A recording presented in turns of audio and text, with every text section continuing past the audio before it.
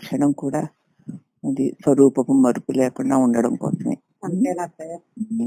ఎందుకంటే పరిస్థితులు, పరిసరాలు, వ్యవహారాల్లో ఆ మరుపు సర్వసహజంగా కమ్మేస్తూ ఉంటుంది. కమ్మేసినప్పుడల్లా నిరంతర స్మరణ వల్ల వెలుపల వ్యవహారాలు జరుగుతూ ఉన్నా లోపల నీకు తెలియకుండానే స్వరూపపు ఎరుక లోపల ఉంటూ ఉంటుంది. అది స్థిరపడాలి. స్వరూపపు ఎరుక సహజంగానే వస్తూ ఉండడం, వెలుపల వ్యవహారాలు కూడా అంత సహజంగానే నడుస్తూ ఉండడం. సహజంగా నడుస్తూ ఉంటాయి వెలుపల వ్యవహారాలు. అది నడుస్తూ ఉన్నప్పుడు స్వరూపపు ఎరుక కూడా సహజమైపోవాలి మనకి. మరి బాహ్య వ్యవహారాలు ఎట్లా సహజమయ్యాయి? అభ్యాసం వల్ల. అంతే. అలాగే లోపలి ఎరుకను కూడా మనం అభ్యాసం చేసుకుంటే అది కూడా సహజమైపోతుంది. లోపల ఎరుక తన పాటికి తాను ఉంటుంది, వెలుపల వ్యవహారం తన పాటికి అది జరుగుతుంది. ఇప్పుడు దేనిని అంటే బయట వ్యవహారాన్ని నిరసించక్కర్లేదు, ప్రత్యేకించి లోపల నీ ఎరుకను నువ్వు పట్టుకోక్కర్లేదు. అవునా? అంత సహజం అది. అందుచేత అది సహజం అవ్వడం కోసం చేసే ప్రయత్నమే సాధన. సరే, ఆ సాధనలో అమ్మగారు ఇంకా మరి స్థానం గురించి చెప్తున్నారు. అది ఓం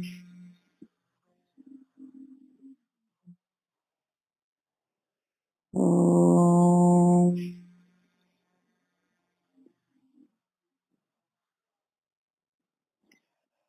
ఓం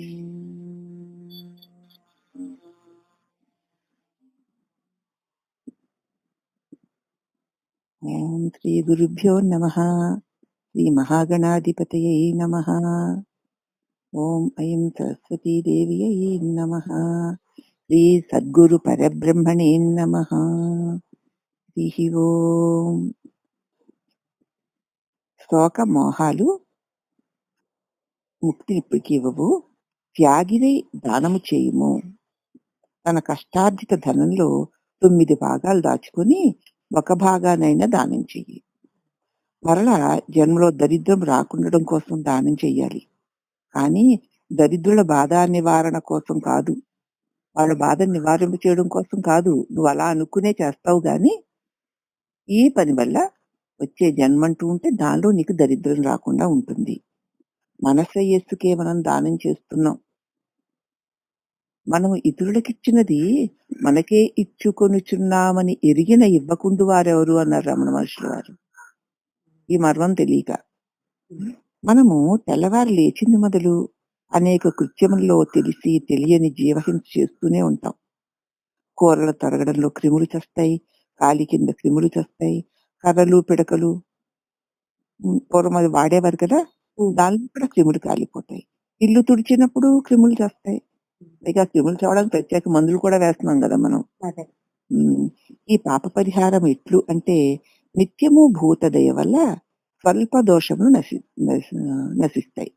నిత్యము భూతదయ సర్వభూతాలకి, పక్షులకని, చీమలకని, పురుగులకని, అలాగే కుక్కలు, నక్కలు, పిల్లు ఇటువంటి వాటికని వాటికి తగిన ఆహారాన్ని కాస్త ప్రతిరోజు కొంచెం మనం ఏదో రకంగా ఈ భూమి మీద జల్లి వాటికి ఇస్తూ ఉండాలి. నిత్యము భూతదయ వల్ల స్వల్ప దోషాలు, ఇలా చిన్న చిన్న దోషాలు తెలియకుండా నడిచినప్పుడు చేసేవి, తుడిచినప్పుడు చేసేవి, కడిగినప్పుడు చేసేవి, వండినప్పుడు చేసేవి, ఇవన్నీ కూడా అది చేయడం వల్ల పోతాయి. అనగా రోజు ఒక్కడికి పిడికెలు బియ్యమైనా ముష్టి వెయ్యి. అది అభ్యాగత భూత తృప్తి వల్ల ఆ రోజు నువ్వు చేసిన పాపం పోతుంది. ఒక్కరికైనా గాని నువ్వు ఇవ్వగలిగిన ఇప్పుడు ఇంటికి వచ్చి ముష్టి అడిగే వాళ్ళు ఎవరు ఉన్నారులే. అటువంటి వ్యక్తి కనిపిస్తే మాత్రం తప్పనిసరిగా ఇస్తూ ఉండు. ఇంకా అదితి అభ్యాగత భూత తృప్తి వల్ల ఆనాటి పాపం తగ్గిపోతుంది. దీని అర్థం గ్రహించిన వారు తమకు కలిగిన దానిలో దానము చేయడానికి ముందడుగు వేస్తారు కదా. వేసిపోలే ఎంతలో అంత ఏం పోయింది, ఇది చేసుకుంటే మనకే మంచిది కదా అన్న ఒక భావంతోటైనా మంచి కోరైనా చేస్తారు. కాబట్టి గృహ ఆరామ విత్తాలు తమ బిడ్డలకు లోకంలో వారంతా ఎలాగూ ఇస్తారు. ఇల్లు, ఆకిళ్ళు, ఆస్తులు, ఐశ్వర్యాలు, ధనాలు తమ బిడ్డలకి ఎలాగూ ఇస్తారు. కానీ మనం పోయేటప్పుడు తృణమైనా పట్టుకెళ్ళం కదా! తానొచ్చినప్పుడు తేలేదు. దాన ధర్మాలను దాన ధర్మాల ఫలాలే తన తోడ వస్తా ఉంటాయి. కాబట్టి ప్రతి మానవుడు తన జీవితంలో శాశ్వతమైన దానం చేయడం మంచిది. ఎవ్వరు లోకములో దానం చేయకున్నా ఈ ధర్మ సత్రాలు, అనేక దేవాలయాలు, ఆశ్రమాలు ఎలా తయారయ్యాయి? మనం ఈ లోకంలో పెద్ద పెద్ద ఆలయాలు చూస్తున్నాం, పెద్ద పెద్ద ఆశ్రమాలు చూస్తున్నాం, ధర్మశాలలు చూస్తున్నాం. ఎవ్వరు ఇవ్వకపోతే వస్తాయా? అక్కడికి వెళ్ళి సేద తీరి మన అవసరం తీర్చుకొచ్చేస్తున్నామే తప్ప ఎంతమంది త్యాగం చేస్తే ఇవన్నీ వచ్చాయో కదా అని ఆలోచించు ఒకసారి. దేహము నశించిన వారి శాశ్వత ధర్మ సంస్థలు మాత్రం నిలబడి ఉన్నాయి కదా! తాను తినడమంతా అశుద్ధమైపోవునే గాని వారికి పెట్టిందే కదా ప్రఖ్యాతిగా ఉంటుంది. కొంచెం కొంచెం జాగ్రత్తగా విచారణ బుద్ధితో చూసినా మనం చేసిన ప్రతి పని వెనకాతల ఉన్నటువంటి మన యొక్క మంచి చెడ్డ మనకి తెలుస్తాయి. ఇక 1,00,000 ఒత్తుల వ్రతాలు చేయడం కంటే 1,00,000 వృత్తులను నిరసించుకుంటే ఈ వ్రతము చాలా గొప్పది. 1,00,000 ఒత్తుల వ్రతాలు, 1,00,000 పత్రుల వ్రతాలు అంటారు కదా, 1,00,000 కుంకుమ వ్రతాలు అని. దానికంటే కూడా నీలో నుంచి వస్తుంటే 1,00,000 వృత్తులను, తలంపులను నిరసిస్తానన్న ఒక వ్రతం చేసుకో. వ్యయ ప్రయాసం లేవు కదా, డబ్బు ఖర్చు అవ్వదు, శరీరానికి శ్రమ ఉండదు. అవునా? నీ లోపల నుంచి వస్తున్న 1,00,000 వృత్తుల్ని నువ్వు ఈశ్వరార్పణం చేసేస్తూ పో. అంతే. మరి ఎంత పెద్ద పనో, ఎంత గొప్ప పనో, ఎంత ఖాళీ అయిపోయిందో చూసుకో లోపల. అప్పుడు ఇంక నిందాస్తుతి ఎవరంకా చూడవు, ఎవరి గోల పట్టించుకో కదా. నిందాస్తుతులు ఉండవు, వాళ్ళు నిందించరు, ఎవరు స్తుతించరు. కాబట్టి ఇంద్రియ నిగ్రహము చేత మనసు స్వాధీనమై ముక్తిని పొందుతావు. అంచేత 1,00,000 వృత్తుల వ్రతం చేసే మహానియమం పెట్టుకునే దానికంటే నేను శరీరానికి ఖర్చు లేకుండా, ఎవ్వరిని అర్థించకుండా, ఎవ్వరిని ఆశ్రయించక్కర్లేకుండా, ధన వ్యయ ప్రయాసం లేకుండా నాలో నుంచి వచ్చే 1,00,000 వృత్తులను నేను పరమాత్ముడికి సమర్పించుకుంటాను. ఇదే నా వ్రతం అని గట్టి వ్రతం పూను. మన సత్సంగంలో వినే వాళ్ళందరూ ఈ వ్రతం పూనితే ఎంత బాగుంటుందో కదా. మరి ఏ ప్రయాసం లేవు, పైగా దానివల్ల నిందాస్తుతులు ఉండవు. ఎందుకు పనికి మాని వాళ్ళతోనో, పనికొచ్చే వాళ్ళతోనో మాట్లాడితే వచ్చేది ఏముందమ్మా? అది ఒక్క చిన్న రహస్యం తెలుసుకొని నీ లోపల నుంచి వచ్చే వృత్తులు ఒక్కొక్క దాన్ని ఈశ్వరార్పణం చేస్తూ పోవడమే. అప్పుడే నీకు ఇంద్రియ నిగ్రహం. నీకు తెలియకుండా నీ ఇంద్రియాలని లోపల దాన్ని తీసి పడేయడానికి పనిచేస్తున్నాయి. నిగ్రహించక్కర్లేకుండానే ఈ ఒక్క వ్రత నియమం వల్ల అన్ని నిగ్రహింపబడతాయి. అప్పుడు మనస్సు స్వాధీనమైపోతుంది. అప్పుడు కదా ముక్తి సాధ్యమవుతుంది. అప్పుడేనా ముక్తి సాధ్యమవుతుంది. అగ్నిదగ్ధం యదా బీజం శాఖా పల్లవ వర్జితం, జ్ఞానదగ్ధం యదా యోగి పునర్జన్మ నవిద్యతే. అగ్ని చేత వృత్తులు దగ్ధము చేస్తే కోరికలు చచ్చిపోతాయి. జ్ఞానాగ్ని చేత నీలో ఉన్న తలంపులు ఒక్కొక్క దాన్ని దగ్ధం చేసుకుంటూ పోతే కోరికలన్నీ చచ్చిపోతాయి. మనస్సుతో యోచించి, బుద్ధి చేత విచారించి విచారణ చెయ్యి.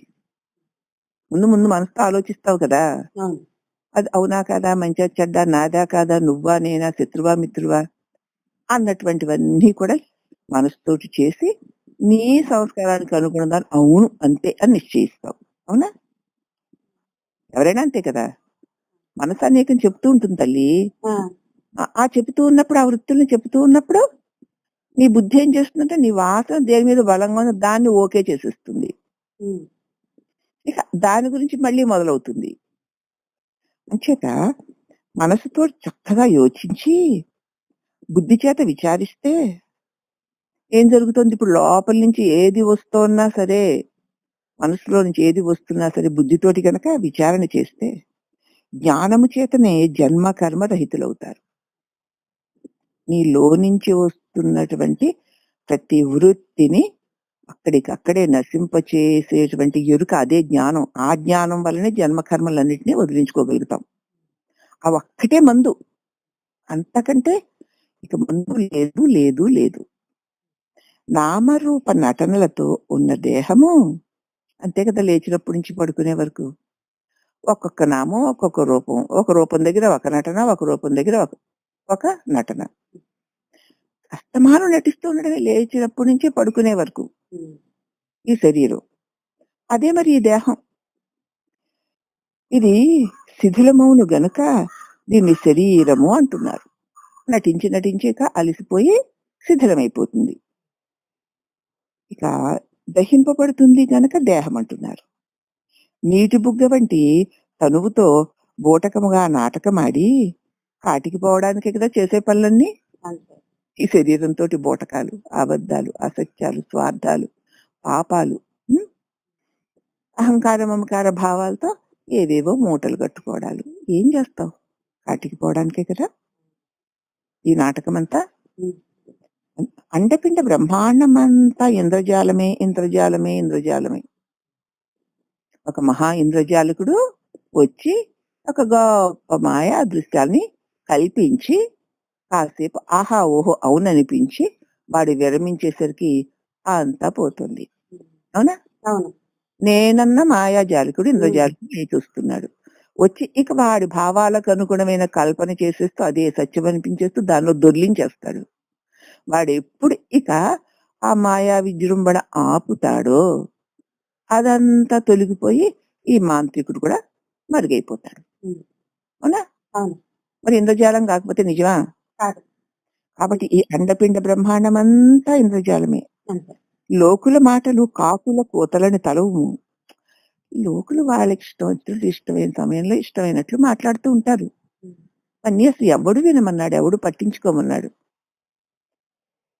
అంచేత లోకుల మాటలు కాకుల కోతలని తలంచి వీలైనంత వరకు ఏకాకిగా ఉండు, ఏకాంతంలో ఉండు. అప్పుడు నీ లోపల నుంచి వస్తున్నటువంటి వృత్తులన్నిటిని నువ్వు జాగ్రత్తగా తొలగించుకోగలుగుతావు.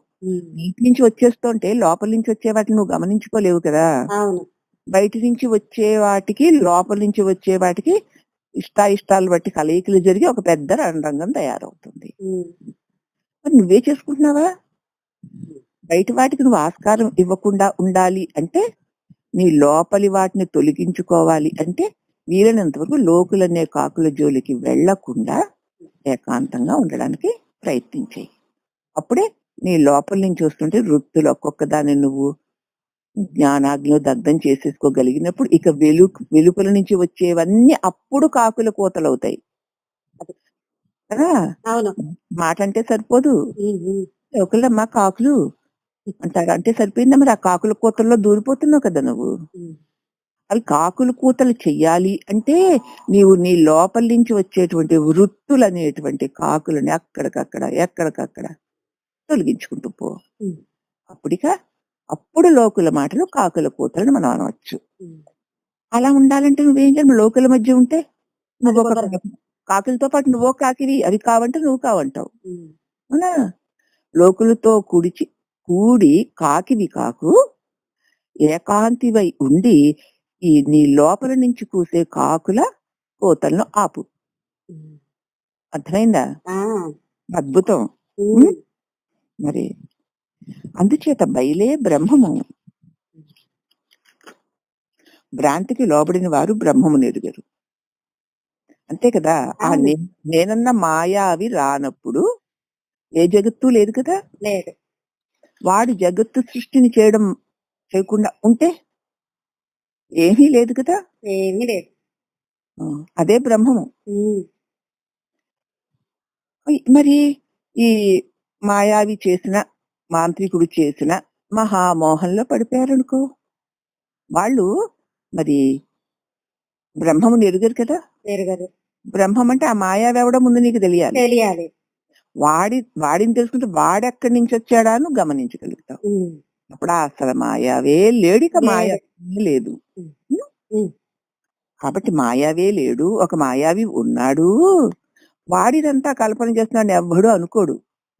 ఎందుకంటే మరి తానే కదా మాయావి. అందరూ మాయగాళ్ళు, అందరూ మోసగాళ్ళు అంటాడు కానీ నేనే మాయగాడిని, నేనే మోసగాడిని ఎవడు అనుకోడు. కాబట్టి ఈ నేను గారి యొక్క అసలు రూపం. అసలు రూపం తెలుసుకుంటే తప్ప అతడు తన స్వరూపమైన బ్రహ్మమును పొందలేడు. కాబట్టి భోగభాగ్యాలని బంధువులను నమ్మిన బంధాలే వస్తాయి. తప్పదు అంతే. ఈ భోగాలు ఆ భాగ్యాలు ఈ బంధువులు ఆ బంధువులు అంటూ వాళ్ళకేసి చుట్టుకుంటూ కట్టుకుంటూ తిరిగావంటే అవి మళ్ళీ భయంకరమైన బంధాలే అవుతాయి తప్ప నీకు విడుదల కలగదు. కాశీకి పోయినా కర్మకావిడి మోసినా చేసిన కర్మ అనుభవించక తప్పదు. కాశీకి వెళ్తే మాత్రం అక్కడ ఉన్నది నువ్వే కదా. అప్పుడు మరి నువ్వు ఉన్నావంటే నీవన్నీ నీకే ఉన్నాయి కదా, నువ్వే అనుభవించాలి. కాబట్టి ఎక్కువ విద్యలన్నీ ప్రకృతి ధర్మాలను తెలుసుకో. ఎన్ని విద్యలు నేర్చుకుంటావు ప్రకృతిలోనివే. అంతే. కారణ గురు కృపచేత మాత్రమే కర్మలన్నీ వీడి జన్మలన్నీ తొలుగుతాయి. సమస్త అజ్ఞాన కారణాన్ని నివారణ చేసేవాడే కారణ గురువు. ఆయన యొక్క బోధ చేత మాత్రమే, ఆయన యొక్క అపారమైన కృపచేత మాత్రమే కర్మలన్నీ వీడి జన్మలు తొలుగుతాయి. కాబట్టి సద్గురు బోధ చేతనే అజ్ఞాన బాధలు తొలుగుతాయి. సద్గురు బోధ లేని వారికి ఎప్పటికీ అజ్ఞాన బాధలు తొలగవు. 64 విద్యలు నేర్చుకోవాలంటే అహంకారమే నీకు ఆధారం. అంతే. అహంకారం లేక 64 విద్యలు ఎక్కడున్నాయి? బ్రహ్మ విద్య చేత ఈ భవమే, ఈ పుట్టుకే తొలగిపోతుంది. ఈ వచ్చిపోవటకు తనువే కదా రహదారి. ఈ తనువు అనేటువంటి దాన్ని వదిలి వెళ్ళాడు, మళ్ళీ ఆ తనువులోకే రావాలి.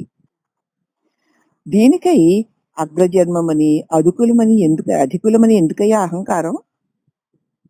నేను పెద్ద కులంలో పుట్టాను, లేకపోతే పెద్ద కుటుంబంలో పుట్టాను అనుకుంటున్నావు. దేనికోసం? ఎక్కడ పుడితే ఏమయ్యా, అది చావడానికే కదా వచ్చింది. ఇంకా నీకేమిటి గొప్ప? దానికి అహంకారం. 9 రంధ్రాల తోలు దుప్పటిని కప్పుకొని ఇంద్రియ సంఘంతో ఈదులాడుతున్నావా? పైగా ఇహపర భ్రాంతికి చిక్కిపోయావా? కన్ను మూసి తెరిచిన గారడీ విద్య తను వదిలితే ఉందా చెప్పు? కన్ను మూసావు, ఏది విద్య? గారడీతనం లేదు కదా. తెరిచావు, గారడీతనం వచ్చేసింది. అవునా? మరి కన్ను మూసి తెరిచే ఈ గారడీ విద్య తనువును వదిలేస్తే లేదుగా. తనువు ఉంటేనే నిద్ర మెలకువ. తనువు లేని వాడికి నిద్ర మెలకువలే ఉన్నాయి. నిత్య ప్రకాశ స్వరూపుడు అతడు. తను ఉంది కాబట్టి ఒక మాయగాడు వచ్చి కాసేపు మాయ చేసి తనే మాయ జల్లేసుకుని ఎవరో చేశారనుకొని ఆ మాయలో తానే పడి తిరిగి ఆ నేనన్నవాడు తన్ను మరిస్తే అతడి వల్ల ఉన్నటువంటి మాయంతా పోయింది, తాను పోయాడు. అందుచేత ఈ గారడీ విద్య కన్ను మూసి తెరిస్తే గారడీ విద్య తనువు వదిలితే లేదు. మరి నీ చుట్టం నిప్పే, కట్టిలే నీ బంధువులని తెలుసుకో, కాడే నీ స్నేహితులు. దీనిని ఎరుగక మనము మేనులతో గానుగిద్దుల్లాగా తిరుగుతున్నాం. చూసుకో. మరి కర్మే విత్తనం, ఆ కర్మ బీజం కాలిపోవాలమ్మా. మరి జన్మే చెట్టు, నేనన్న అహంకార విత్తనం. దాని నిండా ఆ నేనన్నవాడి వాసనల సారమే ఈ చెట్టు, అహంకారం అనే చెట్టు. దానికి మూలమెవరు? సాక్షే.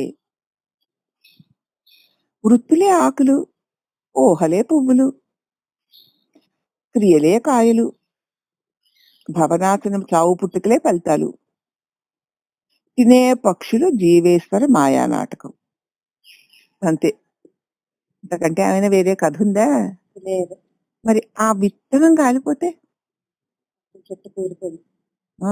అహంకార విత్తనం, అహంకార నాశనమే మోక్షం అన్నారు. నరుడనే నటకుడు జగమనే స్టేజీ మీద నాటకం ఆడుతుండగా రాత్రింపవళ్ళనే తెరలు కట్టాం. అంతే. నరుడనే నటకుడు ప్రతి మనిషి ఒక నాటకమే కదా ఇక్కడ. జగత్ అనే స్టేజీ మీద నాటకం ఆడుతున్నాడు. రాత్రి అనేటువంటి ఒక తెర, పగలు అనేటువంటి ఒక తెర. రాత్రి అన్న తెర మీద ఏ బొమ్మలు ఉండవు. పగలు అన్న తెర మీద బొమ్మలు లేకుండా ఉండవు. ప్రకృతి జ్ఞానమనే కండక్టర్ గారు మాయకు లోబడి సుజ్ఞానహీనుడైపోయి అల్పజ్ఞుడై సంసార నాటక రంగంలో హింసలను పొందుతున్నాడు. ఈ ప్రకృతి అంటే ఈ కనపడేదే సత్యము, అదే జ్ఞానము అనుకుంటూ మాయకు లోబడి మరి ఈ ప్రకృతి యొక్క నిజస్వరూపం అనే సుజ్ఞానం లేకపోవడం చేత అల్పజ్ఞుడై మరి సంసార నాటకంలో తాను నాటకంలో పాత్రధారిని అనుకోకుండా ఆ నాటకంలో తనకి ఉన్న పాత్రే నిజం అనుకొని ఇక ఆ సంసార రంగంలో నిందలు పొందుతున్నాడు, హింసలు పొందుతున్నాడు. ఇక షడూర్ములనే పాత్రధారులు నటిస్తూ ఉండగా వాసనాత్రయమనే వనితలు డాన్సులు చేస్తున్నారు లోపల. మరి అంతే ఆ దేవతాకన్యల యొక్క నాట్యాలకు మోహపోయే కదా జనాలు. దేవతలు కూడా భ్రమణ పొందుతున్నారు. ఇక నీ లోపల వాసనాత్రయము అనేటువంటి వనితలు డాన్స్ చేస్తున్నారు. ఆ వాసనల యొక్క నాట్యానికి నీవు ఆడించినట్లు ఆడుతున్నావు. బ్రహ్మాండమనే నాటకశాలలో భ్రాంతి లైట్లు ప్రకాశవంతంగా ఉండగా దశేంద్రియములు అనే ప్రేక్షకులు క్షణికానందాన్ని పొందుతున్నారు. చూసుకో, బ్రహ్మాండమనే నాటకశాలలో భ్రాంతి అనేటువంటి లైట్, ఏది భ్రాంతి? నేను ఇచ్చిన వెలుగు ప్రకాశవంతంగా ఆహా అన్ని తెలిసిపోతున్నాయి కదా వెలుగుతో ఉండగా ఈ దశేంద్రియాలనే ప్రేక్షకులు క్షణికానందాలను పొందాలి. ఏది చెవికి ఏది కనిపిస్తుంది ఐసా పైసా అనుకుంటూ, కంటికి ఏది కనిపిస్తుంది ఆహా ఓహో అనుకుంటూ క్షణికానందాలను పొందుతున్నారు. మరి ఇలాగ బాల్యావస్థ ప్రథమ అంకం అయిపోయింది. ఇక మళ్ళీ ద్వితీయ అంకం మొదలయ్యింది, అదే యవనావస్థ. పండ్లు గప్పి తూలుతూ ఇంద్రియములకు వసుడైపోయి వడలు మరుచును వీడు. అలాగ బాగా మత్తుగా తాగిన వాడు ఎలా ప్రవర్తిస్తా ఉంటాడో ఈ యవ్వన అవస్థలో ఉన్నటువంటి వాళ్ళు అలా ప్రవర్తిస్తారు. కళ్ళు గప్పి తూలుస్తూ ఇంద్రియములకు వశపడిపోయి ఒళ్ళు మరుస్తాడు. ఇక ఈషణత్రయాలనే నమ్మేసి అష్టమదాలనే మదములనే చిక్కి 8 రకాల మదాలు ఉంటాయట. ఆ మదాలకు చిక్కి అంధుడై కాలచక్రంలో పడి కర్తృత్వ భోక్తృత్వాలను పొందుతూ ఉంటాడు. నాది నేను ఇలాగా అలాగా. ఇప్పుడు వరకు ఏం మూట కట్టుకున్నా రేపేం మూట కట్టుకుపోతాం. ఇప్పుడు వరకు మనకు రోజులు వెళ్ళలేదా? పుట్టలేదా, పెరగలేదా, బతకలేదా? ఈ పుట్టి పెరిగి బతుకుతున్న జీవితంలో ఎన్ని వస్తున్నాయి వెళుతున్నాయి. జ్ఞానం లేదా? ఇంకా రేపుడు దాకా ఉంటావా? ఉంటే ఏం పట్టుకెళ్తావు? ఆలోచించావా ఎప్పుడైనా అంటున్నారు అమ్మగారు. అవే కర్తృత్వ భోక్తృత్వాలు. మరి ఇక ద్వితీయ అంకం కూడా నెమ్మదిగా మరి అయిపోయే వెళ్ళమారిపోతుంది. ఇక తృతీయ అంకం మొదలయ్యింది, వార్ధక్యావస్థ. సంకటాలు మొదలవుతాయి, రోగాలన్నమాట. యవ్వనమెట్లు గడిచెనో తెలియదు.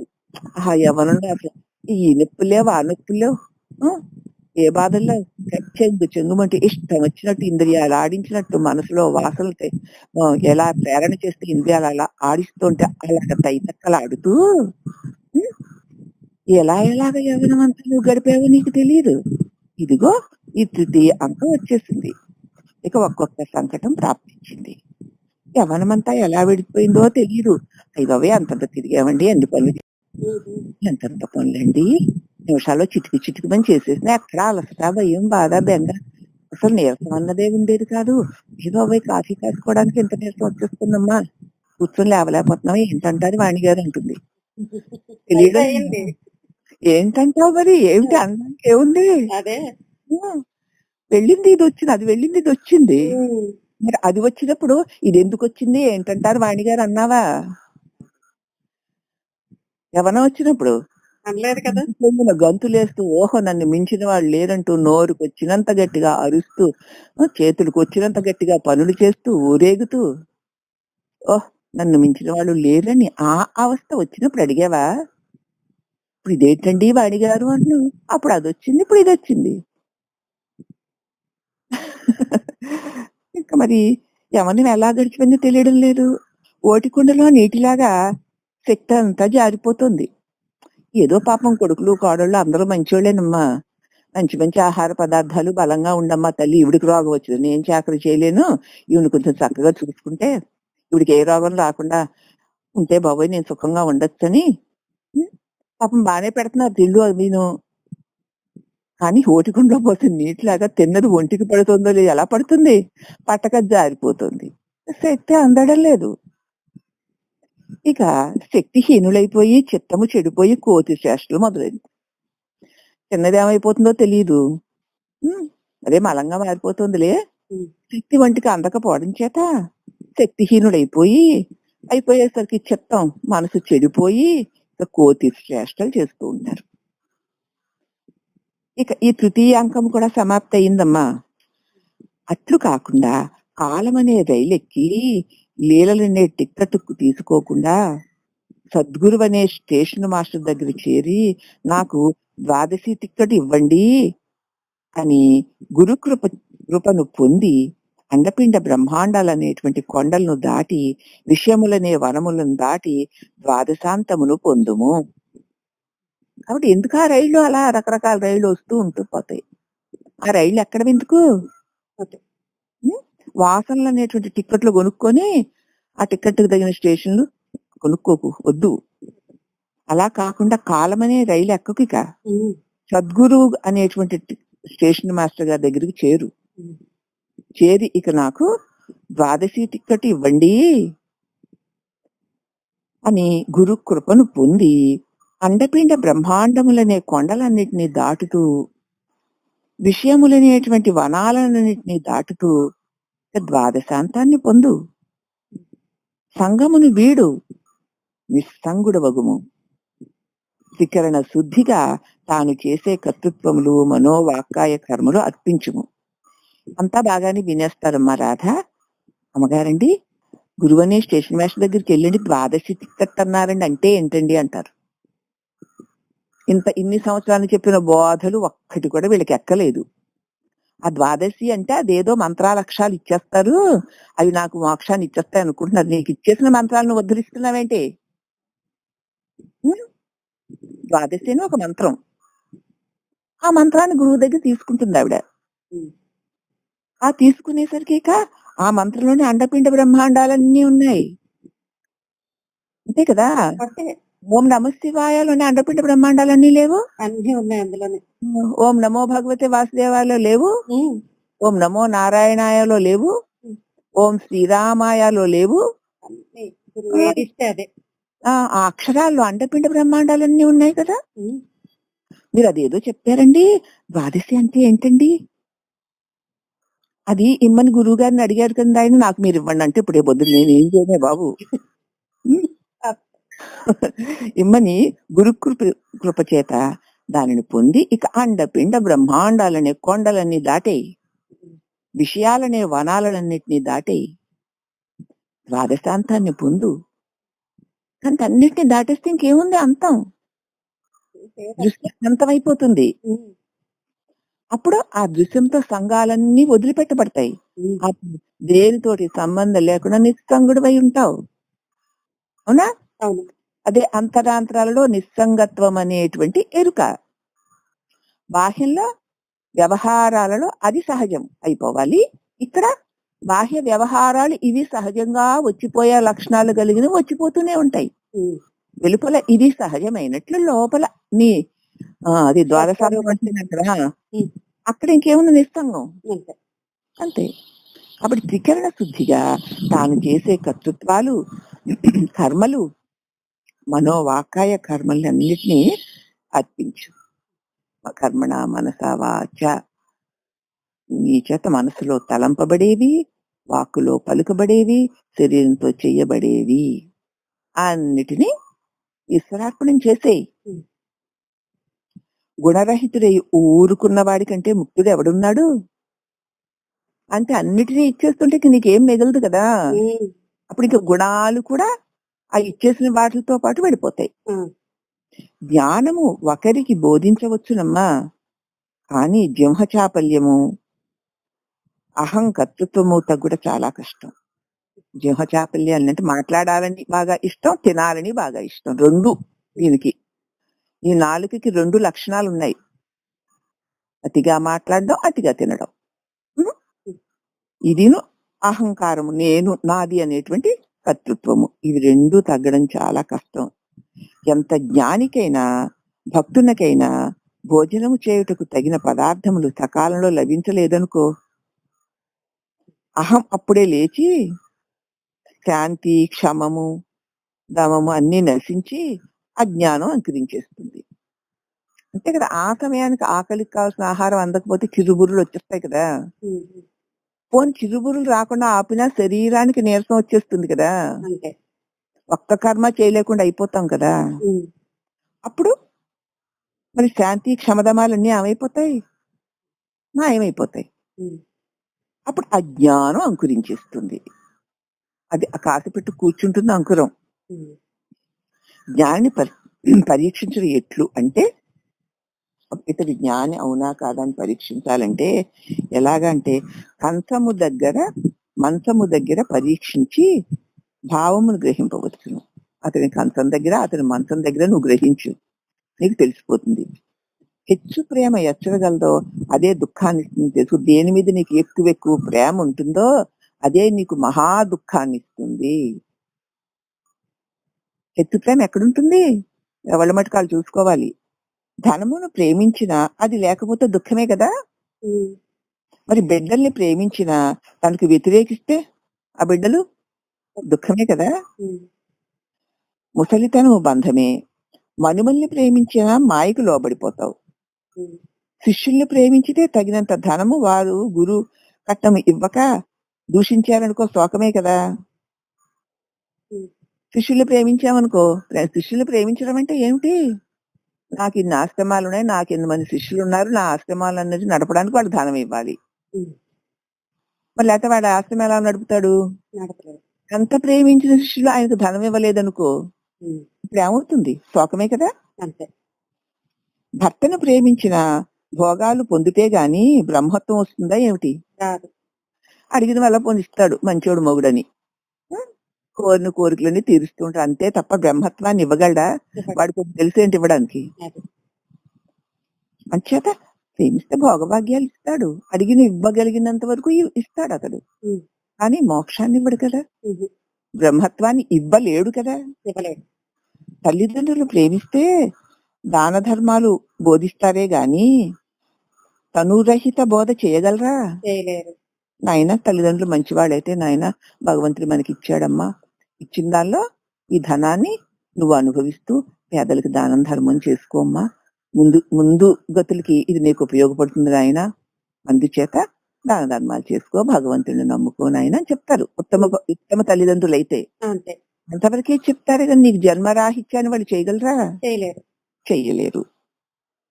తనువును ప్రేమించిన తత్వార్థ రహస్యం తెలుస్తుందా ఏమిటి? శరీరాన్ని గొప్పగా ప్రేమించుకుంటున్నాను, దానికి భోగాలు, భాగ్యాలు, ఐశ్వర్యాలు, నలుగులు విలుగులు అన్ని పెట్టుకుని చక్కగా మంచి మంచి ఆహారాలు ఇస్తూ, మంచి మంచి నగలు పెట్టుకుంటూ, మంచి మంచి మేకప్లు చేసుకుంటూ, చీరలు కట్టుకుంటూ, ఆహా ఈవిడ ఎంత బాగుందో అంత బాగుందని నలుగురు చేత అనిపించుకోవాలని మరి కాస్త ప్రేమించుకుంటూ, కాలికి నొప్పి వచ్చినా, కంటికి నొప్పి వచ్చినా, వేలికి నొప్పి వచ్చినా, అయ్యో వైబాబోయ్ దీనికి ఏదో అయిపోయిందని మళ్ళీ పెద్ద పెద్ద డాక్టర్ల చేత పెద్ద పెద్ద వైద్యాలు చేయించుకొని ఇంత గట్టిగా కౌగలించుకొని ఈ శరీరాన్ని ప్రేమించినా మరి తత్వార్థ రహస్యం తెలుస్తుందా?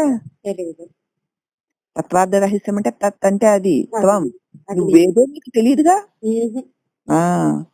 భగవంతుని ప్రేమించిన తప్పకుండా బంధాలన్నీ వీడుతాయి. ఆత్మను ప్రేమించావా జన్మ జన్మల వాసనని నశించిపోయి ఆ ఆత్మ పరమాత్మలో చేరిపోతుంది. దేవుడిని ప్రేమిస్తేనమ్మా నీకు బంధాలన్నీ ఓడదీసేస్తాడు. భగవంతుడిని ప్రేమిస్తే బంధాలు పెడతాయి. మరి నీ స్వరూపాన్ని ప్రేమిస్తే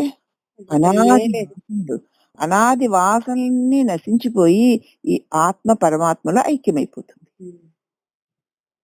కాబట్టి అనుభవశాలి బ్రహ్మ విద్య గల ఆశ లేని గురువుని చేరి గుణరహితుడై గుర్తు వేడిన ఎరుక మరుపులు లేక ఏకపూర్ణుడై పరమాత్మలో లయిస్తాడు. అనుభవశాలి అయినటువంటి బ్రహ్మ విద్య కలిగినటువంటి ఆశ లేనటువంటి గురువు గనక కొన్ని కోట్ల జన్మల పుణ్యం ఉంటే తప్ప నీకు దొరకడు. అటువంటి గురువుని చేరి గురు గుణరహితుడివే అని చెప్తాడు. గుణాలు ఎలా ఉంటాయి, వాటి ప్రభావం ఎలా ఉంటుంది, గుణాల నుంచి నువ్వు ఎలా దాటాలి అని చెప్తాడు. ఆయన చెప్పినట్లుగా నువ్వు గుణరహితుడివై గుర్తును వీడిన గుర్తు నేను అన్న గుర్తు ఆ ఎరుక వదిలేయి, తలం పొదిలేయి, వీడిన ఎరుక మరుపులు లేక ఏకపూర్ణుడై పరమాత్మలో లయిస్తాడు. ఇంకా అక్కడ ఎవడున్నాడని ఎవడికి నేనున్నానని చెప్తాడు? అక్కడ ఎవడున్నాడని ఎవడికి నేనిది నేనది అయితే నువ్వది నువ్విది అనడానికి అక్కడ ఎవడున్నాడని? కాబట్టి అప్పుడు ఎప్పుడైతే ఈ గుర్తు వీడావో ఇక ఎరుకాలేదు మరుపు లేదు. నాకు తెలుసు అనడానికి గాని నాకు తెలియదని అనడానికి గాని ఏది ఆధారమై ఉన్నదో దానికి తెలియడాలు తెలియకపోవడాలు లేవు కదా. అదే నీ స్వరూపం, అదే పరమాత్ముడు. ఎరుక మరుపులు లేకుండా ఏకమైన పరిపూర్ణమైన పరమాత్మలో లయించగలుగుతావు. సర్వసంగ పరిత్యాగుడై ముక్తుడవుతాడు. తల్లిదండ్రుల అంటుతో వచ్చాం మనం, దేహమును అంటుకున్నాం, ఇక పునర్జన్మకు కర్మలు అంటించుకుంటున్నాం. ఏమైనా అర్థమవుతుందా? తల్లిదండ్రుల నుంచే కదా వచ్చాం మనం, అంటుకడితే వచ్చింది ఇది. ఇక దేహము నేను అన్న దాన్ని అంటుకుని ఇక బ్రతుకుతున్నాం. మళ్ళీ పునర్జన్మ కోసం మళ్ళీ ఇంకొక పిలక, ఇంకో మరి అది చెట్లే పిలకలను పెడుతూ ఉంటాయి కందదుంపలు. బజార్లో వంట కట్టినట్టు పండులో బతుకుతావా? అంతేకాకుండా ఇప్పుడు అరటి చెట్టు ఉందనుకో, అలాగే ఒక పిలక నుంచి ఇంకొక పిలక పుడుతుంది, ఒకటి తీస్తే మళ్ళీ ఇంకొక పిలక పుడుతుంది, పుడుతూనే ఉంటాయి ఆ దుంపలు. అలాగే కంద చెట్టు, కంద మొక్క ఆ పిలకలు పెడుతూనే ఉంటుంది కదా. అంచేత తల్లిదండ్రులన్న అంటుతో మరొక అంటొచ్చింది, అదొచ్చి దేహముతో అంటుకుంది, మళ్ళీ పునర్జన్మకి మళ్ళీ ఇంకొక దాన్ని పుట్టిస్తుంది. అవునా? ఇక పునర్జన్మకి ఈ కర్మలన్నింటినీ అంటించుకుంటున్నాం. లింగమందు చూడ లీనమై ఉండును, అంగమందు చూడ అమరియుండు, అంగలింగ భంగమైన ఏకమై ఉండురా విశ్వదాభిరామ వినురమేమా. లింగమును లింగమును చూస్తూ ఉంటే ఏమవుతుందంటే లీనమైపోతావు. అక్కడ నామాలు రూపాలు కళ్ళు ముక్కులు, అది విష్ణుమూర్త, అదేమో ఏదో ఈశ్వరుడా, అది ఈశ్వరుడ శంకరుడా, లేకపోతే అమ్మవారా, గణపత, సుబ్రహ్మణ్యేశ్వర స్వామి, ఇలా వేరే వేరే రూపాలు ఏం లేవుగా అక్కడ. లింగాలు ఉన్నాయి, ఒకే ఒక్కటి ఒక బండ. దానికి చూస్తుంటే ఏ నామరూపాలు దానిలో లేవు గనుక నీ మనసు అవలీలుగా లీనమవుతుంది. అంగమందు చూడ అమరియుండు, శరీరాలు ఎందు చూస్తే శరీరం నిండా అదే ఉంది, ఉందా? అంగలింగ భంగమైతే ఏకమై ఉంటుంది. అంగము లింగము భంగమైతే ఇంకేముంది? అంగాల నిండా శివుడే, ఆ లింగాకారం నిండా శివుడే. అయితే అంగలింగ ఆకారాలు లేకపోయినా ఉన్నది ఆ పరమాత్ముడే. అక్కడ ఉన్నది ఒకటే, అంగము లింగము వచ్చేసరికి 2, 3 లాగా ఉన్నాయి. దానిలో దీనిలో అంతట్లో ఉన్నది ఒకటే. కాబట్టి అంగలింగ భంగమైతే ఏకమై ఉండును విశ్వదావిరామ వినురవేమ. ఎందుకు నీకు ఈ అంగాంగాలు, ఈ లింగాంగాలు, ఈ రూపాలు, ఇవన్నీ ఎందుకు? అన్నిటి ఎందు ఉన్నది ఒకే ఒక వస్తువు కదా. ఇవి అన్ని క్షణకాలం కనపడి మరుకాలం మాయమైపోతున్నాయి కదా. వాటితో ఎందుకు నీకు? ఎప్పుడూ నశించిన వాడు, శాశ్వతమైన వాడు ఉండనే ఉన్నాడు. వాటి అందే భావాలకు అనుగుణంగా ఏవేవో కనిపిస్తున్నాయి. వాటి మీద నీకెందుకయ్యా వెర్రి? 2 భంగం అయితే ఉన్నది నీ స్వరూపమే. అందుచేత మా జ్ఞానము చేతనే జన్మ రహితమవుతుంది గాని కర్మల చేత ఎన్నటికి ముక్తి రాదు. అజ్ఞానికి జ్ఞానికి దేహధారణ, జ్ఞానికి అజ్ఞానికి దేహధారణ లేదు. ఎందుకనగా సర్వకర్మ క్షయమై వాసనాక్షయ మనోనాశం గల జ్ఞాని పరమాత్మలో లయించిపోతాడు. ఉమ్, వాడికి జన్మే లేదు. ఉమ్, మనుష్య దేహం ధరించితిమని మరిచిపోయి సోమరులై దాన ధర్మాలు చెయ్యక సత్యము అహింస మరిచిపోయి గుణానికి లోబడిన మూర్ఖులు మృగాల్లాగా సంచరించిన వారు గతించిన తర్వాత క్రిమికీటక జంతువులై పుడతారే తప్ప మళ్ళీ మానుష దేహ ధారణ దుర్లభం. దుర్బుద్ధి క్రోధము హెచ్చుగా గలవారు క్రూరమైన మృగాలుగా పుడతారు. లేకపోతే సర్పం పామో తేలో జన్మలు పుడతారు. అందుకే దుర్బుద్ధి బాగా ఉన్నవాళ్ళు తప్పనిసరిగా క్రూర జంతువులాగానో పాములాగానో జర్రో తేలో విషమ కలిగిన జంతువులాగా పుడతారమ్మా. అందుకే ఈ మానుష జన్మ నశించకుండా జంతు జన్మలు రాకుండా ఎవరికి వారే కాపాడుకోవాలి. ఇంత గొప్పదన్నమాట. ఈ మానుష జన్మలోనే మళ్ళీ జంతు స్వభావాల్ని వదిలి జంతు జన్మల్లోకి జారిపోకుండా నా యందున్నటువంటి పరమాత్ముని గ్రహించి ఇక జన్మ లేని స్థితిని పొందడానికి మానవ జన్మ ఇవ్వబడింది. కోటి జన్మల పుణ్యం వల్ల ఈ తత్వార్థ మర్మాన్ని తెలియజేసే సద్గురు ప్రసాదింపబడ్డాడు. అతడి బోధ జన్మ జన్మల మాయామోహాలన్నిటినీ తొలగిస్తూ అఖండమయ అంతరంగంలో ప్రకాశిస్తోంది. ఇంకా నాకేం కావాలి? ఈ మానవ జన్మ వచ్చింది కాబట్టి దీన్ని నేను మళ్ళీ అధమ జన్మలకి వెళ్లకుండా ఇక జన్మరహితం చేసుకోవడం కోసం ఎవరికి వారే కాపాడుకోవాలి. తనకున్న స్థితికి ఇప్పుడు నీకు ఇవ్వబడిన మానవ శరీరానికి పైగా ఆ సద్గురు బోధలు అందుతున్న స్థితికి అన్యవాంఛలయందు ఆశ మానిన నీవు కన్న తండ్రిని ఎట్లు కాంచగలవు? నిమిషంబు హరి మీద నిల్పకుండిన నీవు నంది వాహనునెట్లు పొందగలవు? భక్తితో ఈసుని భజన చేయని నీవు ఎట్లు సంసారాబ్ది నీదగలవు? విషయంబులన్ వాంఛ వేడ నేరని నీవు ఘనమోక్ష పదమును ఎట్లుగాంచగలవు? హృదయమా నీదు దుర్గతి ఎంచి చూడ ఎంత సంతాపమాయనో స్వాంతనమునకు. హృదయంలో ఇన్ని దరిద్రాలు పెట్టుకునున్నానా? అన్యవాంఛలు ఎందు ఆశ వదలకపోతే నీకు మూలమైన కన్నదండ్రిని నువ్వు చూడగలవా? నిమిషమైనా హరి మీద నీ మనసును నిలుపకపోతే నందివాహనాన్ని ఎలా పొందగలవు చెప్పు? నందివాహనుడు అంటే ఈశ్వరుడు. భక్తితో ఈశ్వరుని భజన చెయ్యకపోతే నువ్వు ఎలాగ ఈ సంసార సాగరాన్ని ఈదగలవు? విషయాలనేటివి వాంఛలు వదలకపోతే నీవు ఘన మోక్షాన్ని ఎలాగ తెలుసుకోగలవు? ఓ ఈ హృదయమా అంటే ఇక్కడ మనసు అన్నమాట. నీ దుర్గతి ఎంచి చూస్తే ఎంత సంతాపమవుతోందో. స్వాంతమునకు ఎల్ల జగములు ఇకనైన కల్లయనుచు తెలివి పొందుమా వేగ వేగ దేవదేవున్. కాబట్టి ఇక ఎన్ని జగాలైనా ఒకనాటికి కళ్ళలే అయిపోతాయని తెలివి పొందు. వేవేగమే దేవదేవుని శరణ పొందు. ఇక చాలు, ఇక చాలు, ఇక చాలు ఈ ఆట, ఇక చాలు ఈ నాటకం. సమస్త కారణకర్త అకర్త అనంతుడు శాంత స్వరూపుడు ఆనందమే స్వభావముగా కలిగిన వాడిని అంతరంగమున జ్ఞాన తేజోమయుడే ప్రకాశిస్తున్నాడు. అతడిని శరణు పొందు. ఈ నాటకాలు, ఈ ఆటకాలు, ఈ బూటకాలు ఇవన్నీ క్షణభంగురాలే. దీనివల్ల దుఃఖాలే, జన్మ పరంపరలే. కాబట్టి నీకు మూలమైన ఆ పరమాత్మ యొక్క దివ్య ప్రకాశంలో సూర్యుడు వచ్చిన తర్వాత తులసమ్మ దగ్గర పెట్టిన దీపం ఉన్నా లేనట్లే, అవునా? అలాగే నీ అంతరంగంలో వెలుగుతున్న అఖండ తేజోమయ ప్రకాశమైన నీ స్వరూపమైన పరబ్రహ్మము నెరిగిన తరువాత నేననే చిరుదీపంతో నీకు పని లేదు అంటూ ఇక చెప్తే ఇక్కడ జ్ఞాన మార్గాన్ని గురించి చెప్తున్నారమ్మా.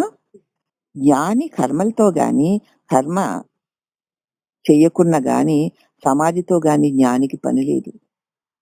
జ్ఞానికి ఈ పని చేయాలి, ఆ పని చేయాలి, అలా చేయాలి, ఇలా చేయాలి, చేయకపోతే ఏమైపోతుందో అదేమీ లేదు ఆయనకి. అలాగే ఏ పని చేయకుండా నేను ఉండాలి అని భీష్మించుకోవాల్సిన పని కూడా లేదు. సమాధి స్థితిలోకి వెళ్ళాలని కూడా లేదు.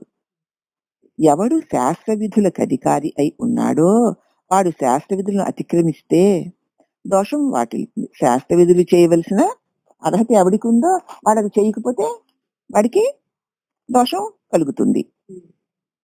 అంటే విధి శాస్త్రాలు బ్రహ్మ విధులు నియమించలేవు.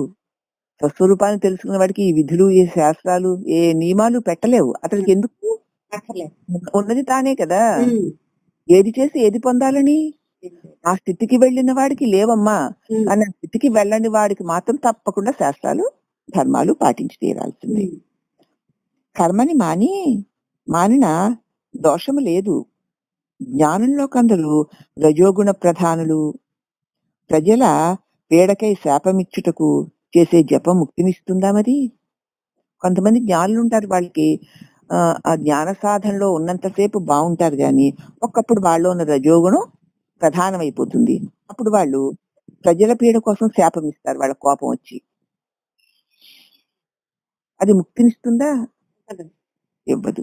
కాబట్టి అట్లు కాకుండా సత్కర్మ అనుష్ఠానము చేత చిత్తశుద్ధి కోసం వైరాగ్యము చేత మళ్ళీ శ్రవణం చేయాలి.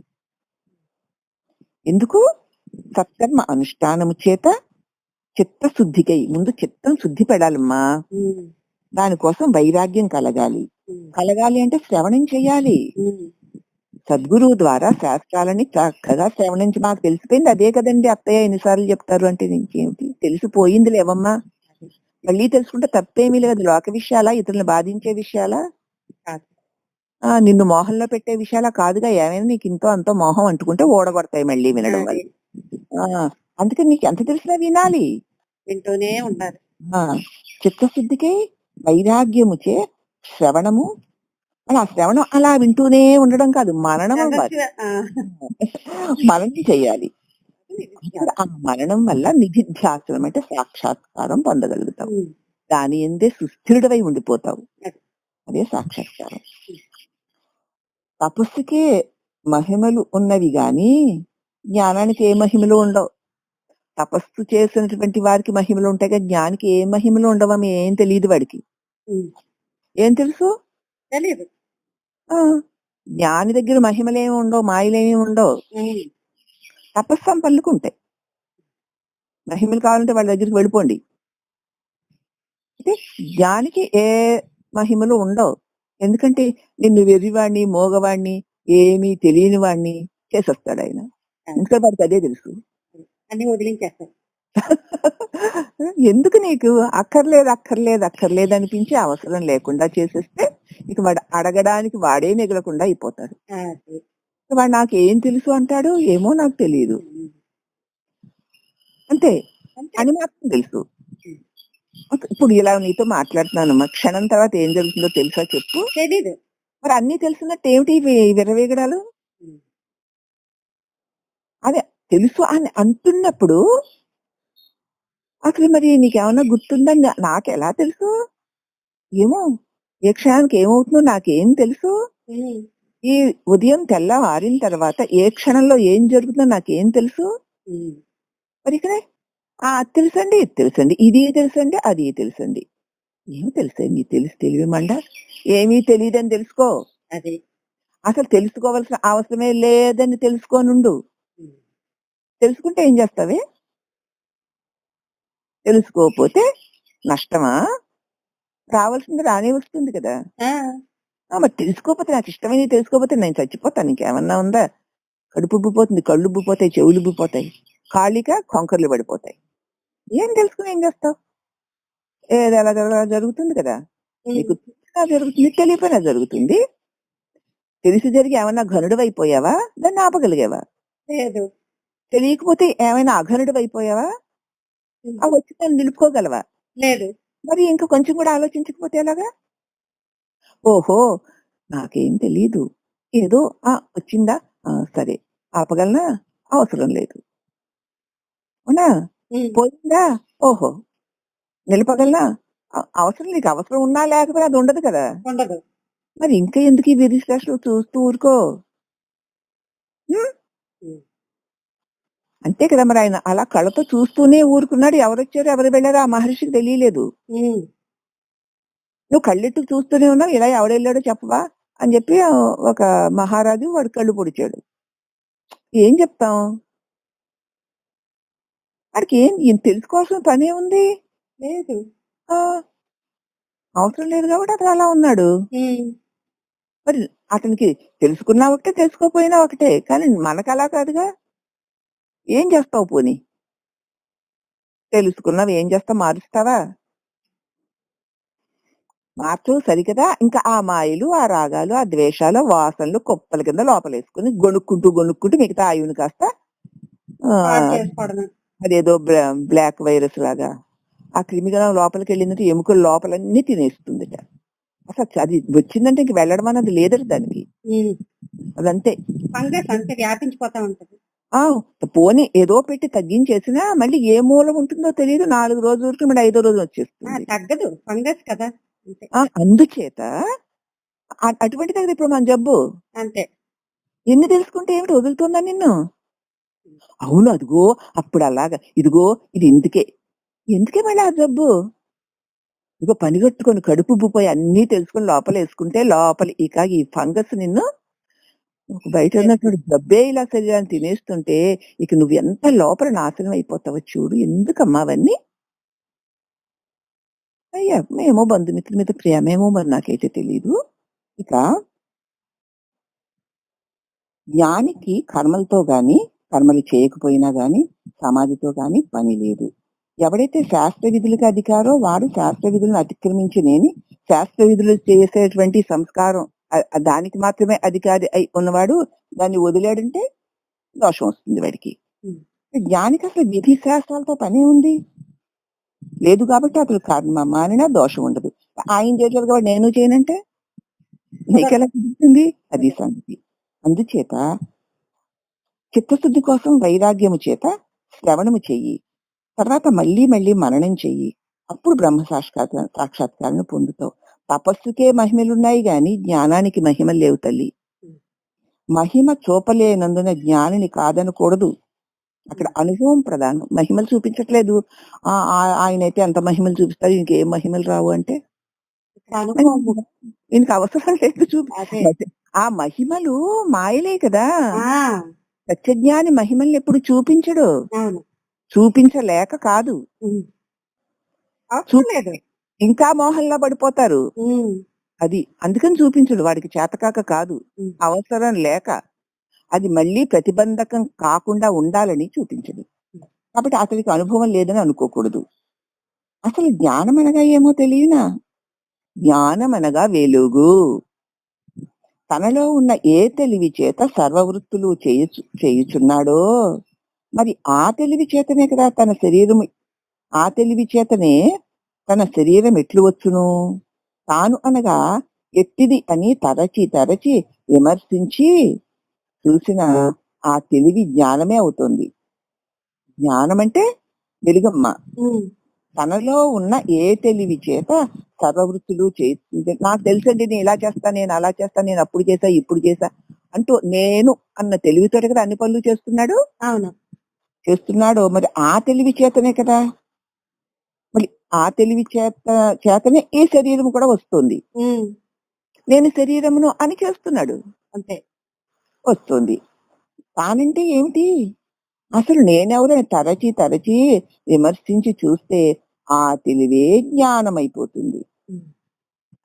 అదే నీ స్వరూపం అదే. అసలు నేను తెలివినా, అసలు నేను వెలుగునా, అసలు నేనంటే జ్ఞానం అన్నమాట అని తెలుసుకోవడం మానేసి ఆ తెలివితో చేయబడే కర్మలు చేసే దేహము నేనని మోహంలో పడిపోయేసరికి బంధాలు వస్తున్నాయి. ఎప్పుడైతే నేనంటే ఏమిటి అని తరచి విమర్శించి చూస్తే అదిగో ఆ తెలివే జ్ఞానమైపోతుంది. ఆ తెలివే మోక్షాపేక్షకులు బ్రహ్మజ్ఞాన నిష్ట అవలంబించాలి. ఇంకంతే నేను తెలివై ఉన్నాను. నేననగా తెలివి, నేననగా వెలుగు, నేననగా జ్ఞానం, నేనంటే ప్రకాశం. ఈ నేననే ప్రకాశ సన్నిధానంలోనే అలా అలా అలా ఆ దృశ్యాలు అలల వలె తొలుగుతూ ఉంటాయి. అవేవి నేను కాదు, నేను అఖండ ప్రకాశాన్ని అన్నటువంటి బ్రహ్మజ్ఞానాన్ని అవలంబించి ఉండాలి. విషయములను విషముగా ఎంచాలి. అంతే. ఇంద్రియ విలాసాలకు వశపడువాడు ఇంద్రియ విలాసాలకు వశుడు కాకుండా ఆశలను అణచి జీవితము విడచిన దేవత్వం వస్తుంది. విషయాల్ని విషంగా ఎంచి ఎందుకవి నాకేమవసరం? అవి మళ్ళీ నాకు వాసనలు తెచ్చి పడేసి మళ్ళీ జన్మ పరంపరలు ఇస్తూ ఉంటాయి. ఉమ్, నాకా విషయాలతో అవసరం లేదు అని ఇంద్రియ విలాసాలకి, ఇంద్రియాలు చూపించే మాయలకి వివసుడు కాకుండా ఆశలను, మోహాలను జయించి ఎందుకు దేని మీద ఆశపడాలి?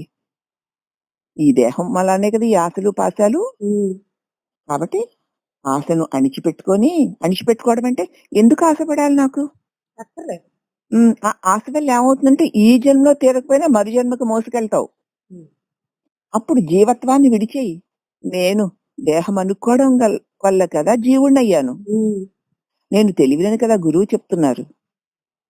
నేను దేహం అనుకోని జీవుడనై ఈ విషయ ప్రపంచంలో విషయాలను తాగుతూ జన్మ పరంపరలో పడనా, లేక గురువు బోధించినట్లు నేను దేహమును కాను, నేను తెలివిని అని అన్నిటి నుంచి విడిపడి నీ సహజ స్వరూపమైన అఖండ ప్రకాశమై ఉండనా అని నువ్వే ఆలోచించుకో. ఉమ్. అందుచేత ఎప్పుడైతే జీవత్వాన్ని వదులుతావో అప్పుడు దేవత్వము. ఇక దేవత్వం వదిలేస్తే ఇక బ్రహ్మత్వమే కదా. ఉమ్. ఒకటి అనుభవం పొందిన మరి ఒకదాని మీద ప్రయత్నించుము. జీవత్వాన్ని వదలడానికి దైవత్వాన్ని పొందాలి. దైవత్వం అంటే నన్ను ఉంచుతున్నవాడు దేవుడన్న భావన కదా. ఉమ్, ఆ దైవత్వాన్ని పొందిన తర్వాత ఈ దేవుడెవడు అంటే తానే. ఉమ్. అలా ఒక్కొక్క దాన్ని నెమ్మదిగా సాధించుకుంటూ బ్రహ్మత్వాన్ని పొందాలి. ఒకదాని అనుభవం పొంది మరొక దాని కోసం ప్రయత్నించు. అన్నిటికన్నా సులభ మార్గం ఏమిటో తెలిసినా, మొదట సగుణ ఆరాధన చేసినా అదే నిర్గుణ ఆరాధనగా మారుతుంది. ఉమ్, తరువాత నిష్క్రియగా అదే మారుతుంది. సజ్జన సాంగత్యం చేత భక్తి జ్ఞాన సముచ్చయము జీవ బ్రహ్మైక్యము కలిగి తీరుతాయి. నువ్వు ఒక్క దాన్ని గట్టిగా పట్టుకుని ఉండంతే అన్ని ఆ చెట్టుని ఆ పిందె పట్టుకుని ఉంది కనుకే కదా పండు కాగలుగుతోంది. అవును. కాబట్టి జీవ బ్రహ్మైక్యం కలుగుతుంది. కరుణ, భక్తి, విరక్తి, శాంతి, క్షమ, విశ్వప్రేమ మొదలగు దైవీ గుణాలు నీలో వాటికవే ఉద్భవించడం మొదలవుతాయి. పరమాత్మ ఎట్టివాడో నిర్ణయించి త్రిపుటి రహితుడవుతాడు. పరమాత్మ ఎట్టివాడంటే త్రిపుటి రహితుడు. ఇక్కడ దీని గురించి చెబుతూ త్రికాలముల గురించి చెప్తున్నారమ్మా. ఉమ్. ఉదయము, మధ్యాహ్నము, సాయంత్రము అవునా కాలాలే కదవి. అంతేలే. భూత, భవిష్యత్, వర్తమాన కాలాలు. ఉమ్, నిన్న, రేపు, ఈ రోజు. ఉమ్, ఇవి గుణాలు కదా. మూడు మూడు మూడు విధాలుగా చెప్పారు. ఉదయము, మధ్యాహ్నము, సాయంత్రం అని, భూత, భవిష్యత్, వర్తమాన కాలాలని, నిన్న, నేడు, రేపు అని. ఇక మూడు గుణాలు, మూడు కాలాలు ఇలా ఉన్నాయి కదూ. ఉమ్, ఇక మూడు గుణాలు సత్వము, సత్వగుణము, రజోగుణము, తమో గుణమును. ఉమ్, మూడు గుణాలవి. సత్వగుణం ఒకటి, రజోగుణం ఒకటి, తమో గుణం ఒకటి. దాని గురించి మనం మొదట్లో ఏం చెప్పుకున్నామంటే, తమో గుణం అంటే దేహమే నేననుకోవడం, ఉమ్, రజోగుణం అంటే నేను ఇంతటి వాడిని అంతటి వాడిని అనుకోవడం, సత్వగుణం అంటే ఈశ్వరుడే, ఆయనదే ఇదంతా, నేను ఈశ్వరుని వాడను అనుకోవడం. ఉమ్, ఈ గుణాలు. ఇక అవస్థాత్రయం జాగ్రత్త, స్వప్న, సుషుప్తి అవస్థలు. దేవత్రయం బ్రహ్మ, విష్ణు, మహేశ్వరులు. ఈష్ణత్రయం ధారేష్ణ, ధనేష్ణ, పుత్రేష్ణ. వాసనాత్రయం దేహవాసన, లోకవాసన, శాస్త్రవాసన. త్రిశక్తులు ఇచ్ఛాశక్తి, జ్ఞానశక్తి, క్రియాశక్తి. త్రివేణీ సంగము గంగా, యమున, సరస్వతి. నాడులు ఇడా, పింగళ, సుషుమ్న. దేహత్రయం స్థూల దేహం, సూక్ష్మదేహం, కారణదేహం. ఇవన్నీ మనకు బాగా కంఠస్థాలు అయిపోయిన పాఠాలే, మళ్ళీ మనడానికి అనమాట. ఉమ్, ఇక కర్మత్రయం ఆగామి, సంచితము, ప్రారబ్ధమును. ఉమ్, ఇక మండలత్రయం అగ్నిమండలం, సూర్యమండలం, చంద్రమండలం. ఇక తాపత్రయం ఆధ్యాత్మిక తాపము, ఆది భౌతిక తాపము, ఆది దైవిక తాపము. ఇక త్రిభువనాలు స్వర్గము, మత్స్యము, పాతాళము.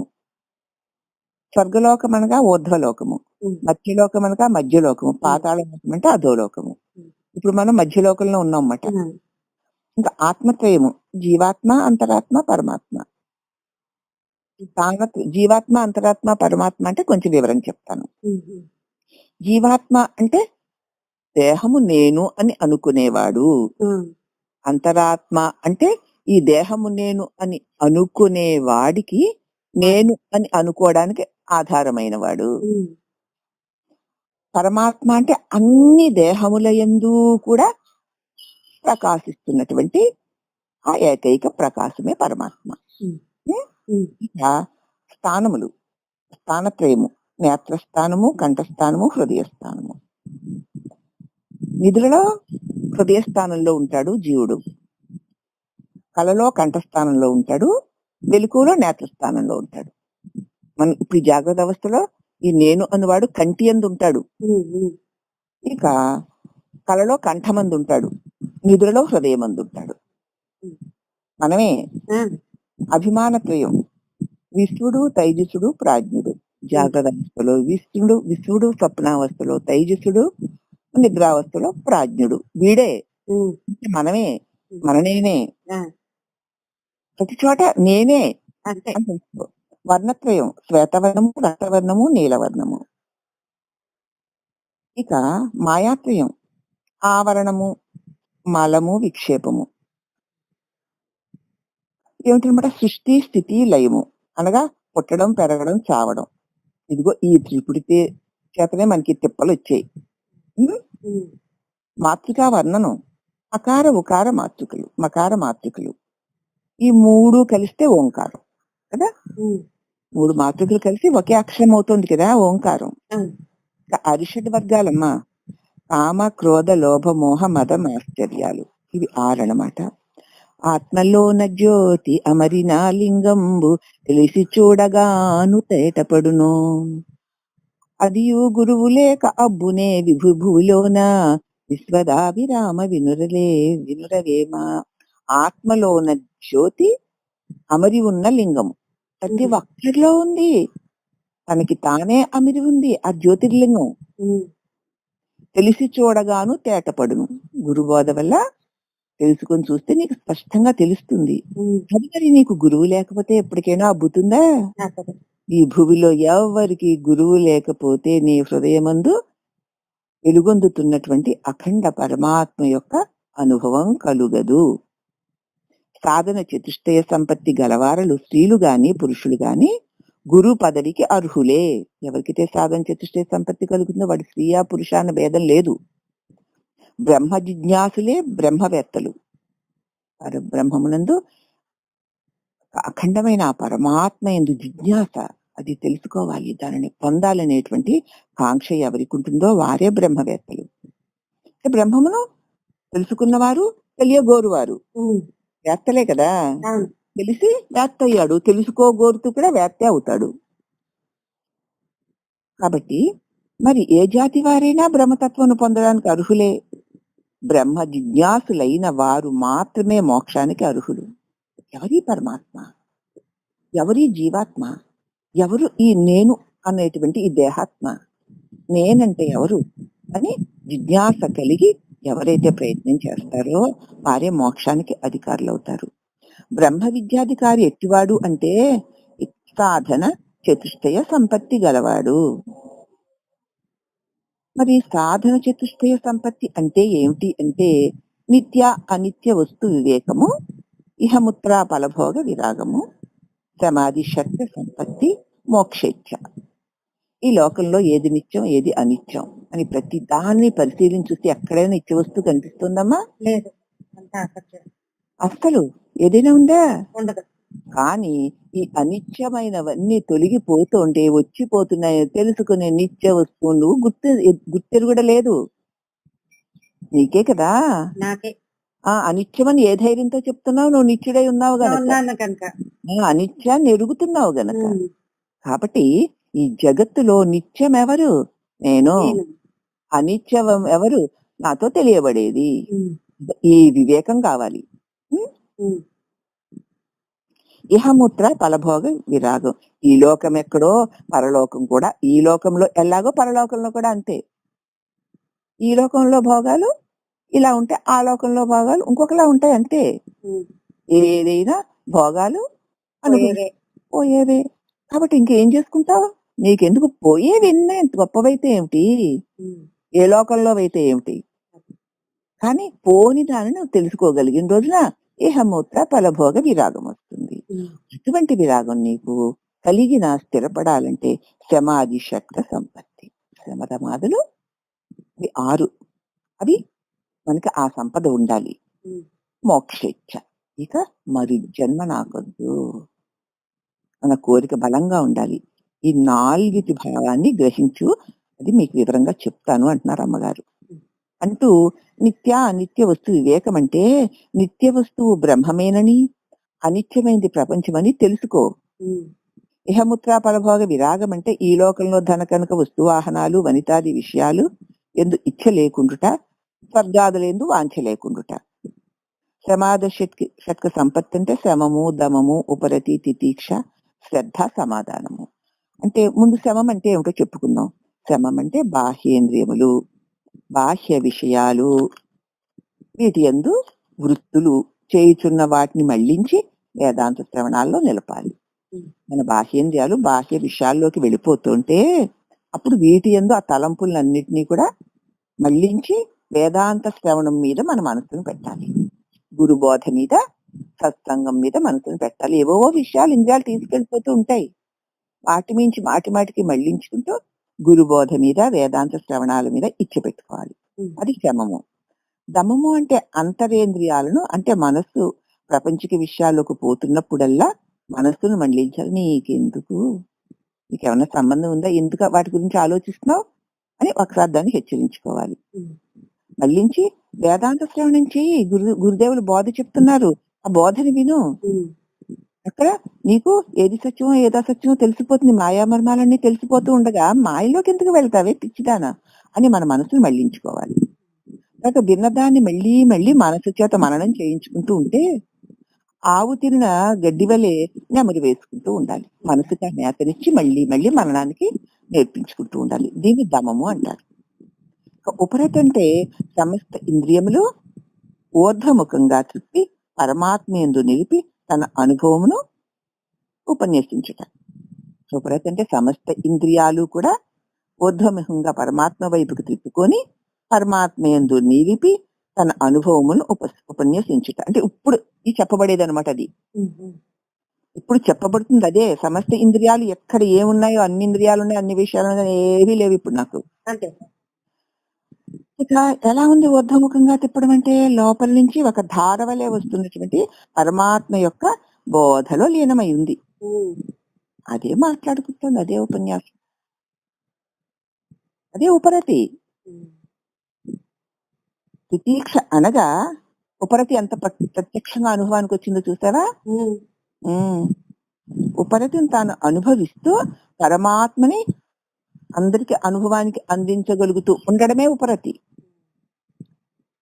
తితిక్ష అనగా సుఖ దుఃఖములు మానవమానములు ప్రారంధం చేత వస్తున్నాయని, ఈ సుఖాలు దుఃఖాలు వస్తున్నాయంటే చేసుకున్న పాపపుణ్యాల ఫలితాలు కదా. మరి అదే మానవమానాలని ఒకరిని నిందించడం, మనల్ని నిందలు పడ్డం, ఇవన్నీ కూడా ప్రారంధంలో గతంలో చేసినవన్నీ ఇప్పుడు అనుభవానికి ఇవ్వవలసి వస్తున్నాయి అనుకొని ఇవి ప్రారంధ ఫలితాలే అంటూ అనుభవించి ఓర్చి ఉండడం. ఏం చేస్తావు? అనుభవించక. ఎవరిని నిందిస్తే మళ్ళీ రేపటికి మూట వస్తుంది. అంతే. అంటే ఓర్చి వచ్చిందా, ప్రారంభంలో ఉంది, సరే తప్ప, ఓహో ఒప్ప, ఓహో తిట్టారా, ఓహో పెట్టారా, ఓహో ఉంది కాబట్టి వస్తుంది, వచ్చింది కాబట్టి వెళ్ళిపోతుంది. అవునా? ఎంత మాటలు తేలిగ్గా ఉంటాయో అలా ఉండాలి. ఇచ్ఛా ప్రారంధము చేత, ఇచ్ఛా ప్రారంధము చేత ఇవన్నీ వస్తుంటాయి. నీ కోరిక వల్ల, ఇతరులకి నీ పట్ల ఉన్న భావాల వల్ల, వాళ్ళ వల్ల వచ్చేవి కొన్ని, నీ ఇష్టాల నుంచి వచ్చేవి కొన్ని, ఇవన్నీను. అవునా? ఇక శ్రద్ధ అంటే దైవమందు, గురు యందు, వేదాంత వాక్యమందు విశ్వాసం ఉంచి, ఎంత విశ్వాసం సరిపోదు, ఆ వారి బోధనలు, ఆ గురువును మరిచిపోకుండా ఉండడం. సమాధానం అంటే పూర్వజన్మ వాసనల చేత విషయాదులు ఎందు పోవుచున్న మనస్సుని వేదాంత విచారణ ఎందు మాటికి వద్దు, పరమాత్మని పట్టుకో, వద్దు పరమాత్మ నామాన్ని అను పరమాత్మ నామాన్ని విను, నీలో ఉన్న పరమాత్మని నీవు గట్టిగా పట్టుకో, గురుదేవులు చెప్పారు, ఆయన చెప్పినట్టు మనం ఉండాలి అని వేదాంత విచారణ యందు మళ్లించుకొని సమస్త ప్రపంచము తనలోను బాహ్యమునకు ఉన్నదని నిశ్చయించుకో. నాలో ఎలాగ భావనా ప్రపంచం ఉందో వెలుపల కూడా ఉన్నది అదే. లోపల ఉన్నదే వెలుపల కనిపిస్తోంది. కాబట్టి ఇవి అన్నీ కూడా నా భావనల వల్లే నాకు కనపడుతున్నాయని నిశ్చయించుకో. అప్పుడు ఎవరిని ఏమంటాం అంటూ ఇక్కడ మనకి సమాధి శక్తి సంపత్తి గురించి చెప్పారమ్మా. ఇక సప్త వ్యసనాలు మనుషుల్ని, సాధకుల్ని అడ్డగిస్తాయన్నమాట. సాధన చేయని వాళ్ళకి ఏం అక్కర్లేదే, వాళ్ళకి. తను వ్యసనము అంటే దేహ భారము చేత కలవరింతలు వచ్చును. శరీరమే నేను అనుకున్నప్పుడు కలవరింతలు పలవరింతలు, ఇలా చేయాలి, అలా చేయాలి, అప్పుడు చేయాలి, ఇప్పుడు చేయాలి అనుకుంటూ లోపలైనా కలవరిస్తూనే ఉంటావు. ఇక మనోవ్యసనము, మనోవికారాలు కలిగినప్పుడు జారత్వము, చోరత్వము, మనసులో వికారాలు కలుగుతుంటే చేయకూడని పనులు, తప్పుడు పనులు, పాపమని తెలిసి కూడా పాపం చేయడం, చేసిన పాపాన్ని కప్పిపుచ్చుకోవడానికి మరికొన్ని అబద్ధాలు ఆడడం, ఇవన్నీ కూడా మనోవ్యసనాలు, అలవాటు పడిపోయిన పనులవి. దానికోసం చక్కగా ఉపాయాలు పడే లోపల నుంచి అవే వచ్చేస్తుంటాయి. ఇప్పుడు బ్రహ్మజ్ఞానం చెప్పుకుంటే ఎలా వస్తున్నాయి అలాగే. ధన వ్యసనం, ఇక ధనం సంపాదించాలన్నటువంటి లోభకాంక్షతో ఉంటుంది. ఎంత సంపాదించినా ఇంకా ఏమిటో మరి తెలియదు. ధర్మాన్ని ఆచరించడు, ఎందుకు దండుగా డబ్బు ఖర్చు అంటాడు. కానీ ఆఖరికి డాక్టర్లకి ధారపోయాక తప్పదు. ఇప్పుడు అందరూ ధనాన్ని డాక్టర్లు ధారపోయడానికి దాచుకుంటున్నారులే అమ్మా, అంతే కదా. ఏ నిమిషానికి ఏ రోగం వస్తుంది. ఇప్పుడు డాక్టర్ 1,00,000 అంటే 1,00,000, 4 లక్షలు అంటే 4 లక్షలు కాదు, 100 లక్షలు, 10 లక్షలు, 20 లక్షలు, ఎన్ని ఇమ్మంటే అన్ని ఇవ్వాలి బాబోయ్. ఎంతో అంతో దాచిపెట్టుకోవాలి. డాక్టర్లకు ధారపోయడానికి ధనాన్ని దాచిపెట్టుకుంటున్నాం మనం. రాజవ్యసనం, వాహన వస్త్రాభరణాలు ధరించి తనను ఎవరైనా సంహరిస్తారు. అన్ని ఉంటాయి వాడికి, అన్ని ఉంటాయి, వాహనాలు ఉంటాయి, వస్త్రాలు ఉంటాయి, ఆభరణాలు ఉంటాయి, ధనాలు ఉంటాయి. ఎవరైనా నన్ను చంపేస్తారేమో, ఎవరైనా నన్ను మోసం చేస్తారేమో కదా, నాకు ఏదైనా పెద్ద రోగం వచ్చి నేను చచ్చిపోతానేమో, ఎవరైనా నన్ను ద్రోహం చేస్తారేమో అని బాధపడుతూ ఉంటాడు. తగలే వీడికి అన్ని ఉన్నాయే, కానీ వాడికి అలాగా అనుకోవడం ఒక వ్యసనం. దానికి లోబడిపోయి పాపం ఎంతమంది చెప్పినా అనుకోకుండా ఉండలేడు. అలాగే విశ్వవ్యసనం, దివ్యక్షేత్రాన్ని సేవించుకుంటూ మహాత్ములు దర్శించుకుంటూ మోక్షాన్ని పొందుదాం అనుకోవడం. దీని చేత చిత్తశుద్ధి కలుగుతుంది, ధ్యానము చేత ఆత్మ సాక్షాత్కారం కలుగుతుంది. ఈ వ్యసనం కూడా కొంచెం మంచిదేనమాట. దివ్యక్షేత్రాలు సేవించుకుంటూ అక్కడున్న మహాత్ములని దర్శించుకుంటూ మోక్షం పొందాలి. ఈ దివ్యక్షేత్రాల్లో దేవతలను దర్శనం చేసుకోవడం వల్ల, ఈ దివ్య నదుల్లో స్నానాలు చేయడం వల్ల, ఈ మహాత్ములు దర్శించి వాళ్ళ బోధనలు వినడం వల్ల నేను మోక్షాన్ని పొందాలి అనుకోవడం. అలా అనుకుంటూ ఆ ప్రయత్నాలు చేస్తూ ఉండగా చిత్తశుద్ధి కలుగుతుంది. అప్పుడు నీకు ధ్యానంలో నిలకడ కలుగుతుంది. అప్పుడు నీలో ఉన్నటువంటి పరమాత్మ సాక్షాత్కారం నీకు స్వయంగా అవుతుంది. ఇక ఉత్సాహ వ్యసనం, ఉత్సాహము కలిగిన మిత్ర కళత్రాదులను విషయవాంఛలకే మోహించడం. ఉత్సాహం కలిగి నా భార్య, నా బిడ్డలు, నా ఇల్లు, నా వాకళ్ళు, నా బంధువులు, నా ఆస్తులు, నా పాస్, మంచి ఉత్సాహంతో సంతోషంగా ఆ విషయవాంఛల కోసం మోహిస్తూ ఉండడం. ఇంకా బాగుండాలి, ఇది బాగుండాలి, అది బాగుండాలి, అక్కడ బాగుండాలి, ఇక్కడ బాగుండాలి, వీడికి బాగుండాలి, వాడికి బాగుండాలి అనుకుంటూ మంచి హుషారుగా శక్తినంతా ఉపయోగపెడుతూ ఉంటాడు వాడు. చాలా మంది అలాగే ఉన్నారు ఇప్పుడు యువకులందరూ. సేవక వ్యసనం, గురువులను సాధువులను సేవించి కానుకలు అర్పించి వినయ విధేయాలతో ఉండడం. ఇది మానేయమని కాదు గాని దీంతో ధ్యానం కూడా చేయాలి. మరి గురువుల్ని సాధువుల్ని సేవించాలి, వారికి అవసరమైన కానుకలు ఇవ్వాలి, వారి పట్ల వినయ విధేయతలతోనూ ఉండాలి. ఇంతతో సరిపోతుంది అనుకోకండి. మరి వారు చెప్పినట్లుగా నీవు ధ్యానం కూడా చేయాలి. ఇలా చేస్తేనే వాడు ముక్తుడవుతాడు. ఆ పైవన్నీ చేసి ఆఖరి చేయకపోతే ఏమిటి ప్రయోజనం? ఇక అష్ట మదములు, మదాలు 8 రకాలటమ్మా. కులము ఎక్కువ అనేటువంటి, నేను పెద్ద కులం వాడిని అనేటువంటి మదం. ధనమదం, నాకు బోల్డు కోట్లున్నాయి నాకేం లోటు అనే మదం. యవ్వన మదం. ఇక రాజ్య మదం, బల మదం, రూప మదం, విద్యా మదం, నేను గొప్ప తపస్శాలిననే మదం. ఇవి ఎట్లు నశిస్తాయి అంటే 8 మదాలును తనకన్నా అధికులు ప్రపంచంలో ఉన్నారని తలచిన గర్వం నశిస్తుంది. అవును, ఒక ఒక గొప్ప బలవంతుడు ఉన్నాడు అనుకుందాం. గొప్ప కులంలో పుట్టినవాడు ఉన్నాడు ఒకడు. నేను గొప్ప కులంలో పుట్టాను అనుకుంటున్నాడు. కానీ తనకంటే తక్కువ కులంలో పుట్టిన వాడికి తనకంటే ఎక్కువ గుణాలు ఉన్నాయి. అదే అది చూడగలిగితే వీడి మదం పోతుంది. ఉమ్. అలాగే ధనమదం, నాకు ఇన్ని కోట్లు ఉన్నప్పుడు అంతకంటే ఎక్కువ వాడిని చూడు. అలాగే యవ్వనం, ఎంత యవ్వనంలో ఉన్నా అంతకంటే యవ్వనంలో నీకంటే కూడా శక్తివంతుడైన వాడిని చూడు. అలాగే పదవి, అలాగే బలం, నేను బలవంతుడిని నీకంటే బలవంతుడిని చూడు. రూపం, నేను అందగాడిని అనుకుంటే అంతకంటే అందగాడిని చూడు. అలాగే నేను విద్యావంతుడిని నీకంటే గొప్ప విద్యావంతుడిని చూడు. నేను తపస్యాలని అంటే నీకంటే బ్రహ్మనిష్ట కలిగిన వాడిని చూడు. అలా చూసినప్పుడు గర్వం నశిస్తుంది. ఉమ్. నిగర్వ చూడామణులై ఉండిన భగవంతుడు పొందడానికి అర్హులవుతారు. నువ్వు ఇలా ఉన్నావు, నీకంటే గొప్పవారిని చూడు, అంతే. నీ మదం తగ్గుతుంది. ఉమ్. ఇలా ఒక్కొక్క దాన్ని తగ్గించుకుంటూ పోయినప్పుడే నిగర్వ చూడమని అవుతావు. ఉమ్. అప్పుడే భగవంతుని చేరడానికి నీకు అర్హత కలుగుతుంది. ఇక ఈ ఒకటి చెప్పి ఆపుతాను. తనలో ఊర్ధ్వలోకాల్ని చూడడం. భూలోకము గుదమునందున, భువర్లోకము గుహ్యమునందున, సువరలోకము నాభియందున, మహర్లోకము హృదయమునందున, జనలోకము కంఠమునందున, తపోలోకము భ్రూమధ్యమునందున, సత్యలోకము లలాటమందున ఉన్నవి. ఇవి దాటితే నువ్వు బ్రహ్మానివే. నీ శరీరంలో ఆయా ప్రదేశాల్లో ఆయా లోకాలు ఉన్నాయి. ఒక్కొక్క లోకాన్ని దాటుకుంటూ, బుద్భోత్సోహ అనేటువంటి మంత్రం అన్నమాట, ఉమ్.